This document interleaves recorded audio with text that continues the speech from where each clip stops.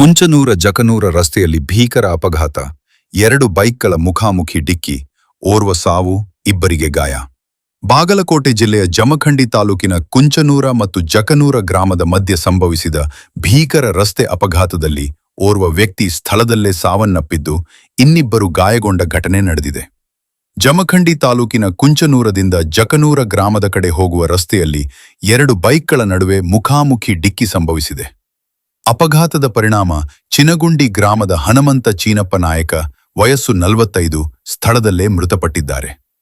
ಇನ್ನೊಂದು ಬೈಕ್ನಲ್ಲಿ ಪ್ರಯಾಣಿಸುತ್ತಿದ್ದ ಇಬ್ಬರು ನಾವಲಗಿ ಗ್ರಾಮದಿಂದ ಕುಂಚನೂರ ಗ್ರಾಮಕ್ಕೆ ಒಕಳಿ ನೋಡಿ ಬಳಿಕ ಜಕನೂರ ಗ್ರಾಮದ ಪರಮೇಶ್ವರನ ಮೂರ್ತಿ ದರ್ಶನಕ್ಕೆ ತೆರಳುತ್ತಿದ್ದ ವೇಳೆ ಈ ದುರ್ಘಟನೆ ಸಂಭವಿಸಿದೆ ಎಂದು ತಿಳಿದುಬಂದಿದೆ.